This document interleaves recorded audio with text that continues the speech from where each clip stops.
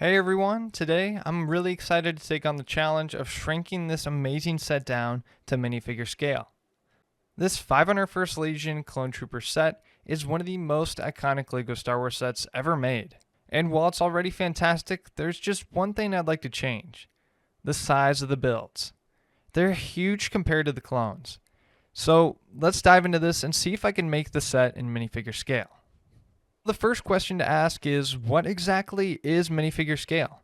Essentially, it's a 1-to-1 scale representation between the minifigure and the build, just like it would be in universe. LEGO themselves have actually done this before with the UCS Falcon and the UCS Razor Crest. Still though, building this is not really an exact science. With LEGO, achieving any sort of precision is tricky due to the different brick sizes. There are so many variables and brick combinations, it can make certain constraints hard to work under. So there isn't really a certain scale to work with. You just have to try and get as close as possible. So while you try to get close to this scale size, you also have to work within LEGO's constraints, and it normally ends up kind of just being around the same scale rather than exactly the same. Now let's break down the numbers. The average height of a human is about 66.5 inches. While the minifigure stands at about 1 5/8 inches tall. So that means for every 66.5 inches of that vehicle you're recreating, you'll need about 1 5/8 inches of LEGO.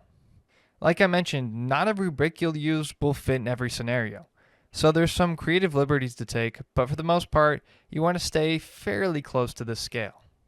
For our vehicles we'll be looking at in this video, we have the ATRC at 11.3 feet tall, and the Bark Speeder at about 15.8 feet long.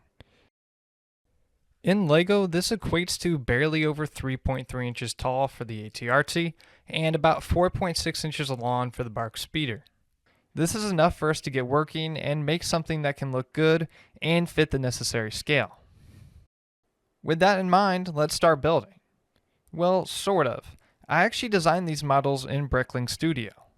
For anyone unfamiliar with it, the software is a must-have for mock builders, especially if your parts collection is smaller like mine. The program gives you access to every LEGO piece ever produced. You can play around with every possible brick combination and look to find a design you enjoy the most. Then when that's done, you can export the part list to Bricklink and buy them. For these builds, I explored countless designs, probably more than I should have. However, in this digital format, it can be hard to visualize how everything will turn out in real life. I actually even ended up ordering pieces for multiple versions, just in case one looked better once built. Once the designs were finalized, I ordered the parts and built them. Seeing the build come together in person was super rewarding. My favorite part of the ATRT is definitely the front shield. I love that shape and how it unfolded. It looks exactly like I hoped. Using the angled plates flipped inward gives it the best look to represent the front of the walker. It's definitely a standout part of this build and what I enjoy the most. Constructing the rest of the vehicle was mostly a smooth process. I did, however, hit a snag with the legs. In Studio, you can't always account for real-world physics.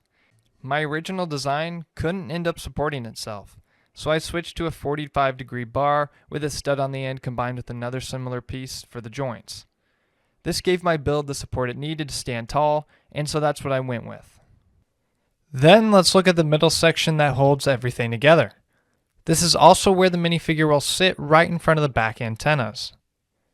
It's tight, but there's just enough room it'll work. In totality, it's not a perfect build, and you definitely need to be gentle with it, but I'm proud of what I created with my limited brick collection. The front shield in particular sells the model and is the best part of it. Overall though, for minifigure scale, I think it's got a good amount of stability to it, and it is a nice design. Next up, we can move on to the Bark Speeder, which was a lot simpler to build. Starting at the back, it's a curvy and smooth vehicle, which can be hard to replicate, but this build handles that task without a problem. One thing I did differently than most was the sides. Many builders use those ski pieces on the sides, whereas here I just kind of ignored that extra flap and put an ingot piece to give the engine some depth, and I ultimately decided I preferred this. Then moving on to the front end, you have some similar curves, but again, with those front flaps, I made my design different than most. The connection to the front is not the best, but overall, I got the look I was after and I'm happy with it. This time the build was solid from the start, but I did forget to order a blue 1x3 tile. The only one I had was from the old 501st ATRT with the sticker on it, but it works. The back portion of my speeder is the favorite part. The shape is perfect and I love how everything came together. The headrest and the curves all turned out just like I wanted. This bark speeder looks exactly like I envisioned. Some connections could be a bit more secure, but overall I love the curves and how it looks. When you're in this scale, sometimes build stability is just something you lose in favor of how it looks. The bark speeder is a little larger than it should be, but maybe it can work on that in the future. Sitting these two builds next to each other, I think they look pretty good together. They have a similar design, I think, that kind of keeps them cohesively together, and they work nice as a unit.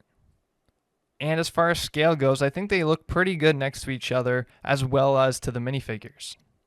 I think these are two solid builds, especially for minifigure scale. So that said though, let's go ahead and compare these to the originals. The first thing that stands out is the size difference. I knew the playset versions were oversized, but wow, they look absolutely gigantic next to my models. I get why LEGO makes them bigger, but it seems a bit unnecessary. The smaller minifigure scale definitely has its limitations, but it's very doable. I wish LEGO would consider getting closer to the scale when possible. It just makes the builds feel more real. Sometimes sizing a set up or down is necessary. Like here, I completely understand why LEGO did it for a playset, but in other cases, I would really like to see an effort from them to try and be closer to that minifigure scale. At least in my opinion, I think it'd be pretty cool to have more sets in this scale, or at least closer to it. That's just always been something I enjoy, models being in scale with each other. I think it creates a lot more cohesion between the sets. Overall, I like my models, but they are definitely for displaying, not playing. Structurally, they support themselves, but I would have liked them a little sturdier. That is something I'll have to work on with my future builds. Again though, I think they look pretty great, and especially are going to look good in some mocks when I build them in the future. And that's all I have for you guys today. So now I want to thank you for joining me for this video. Comment below what you think of my minifigure scale builds. And I'm curious as to what you guys think about minifigure scale as a whole. Would you like to see more sets kind of in minifigure scale or at least closer to it? I am a fan of it, but I'm curious what most of you guys think. Thanks again for watching. If you guys enjoyed, don't forget to like and subscribe for more content. Let me know in the comments what sets you'd like to see in minifigure scale next. Until next time, I'll see you guys later.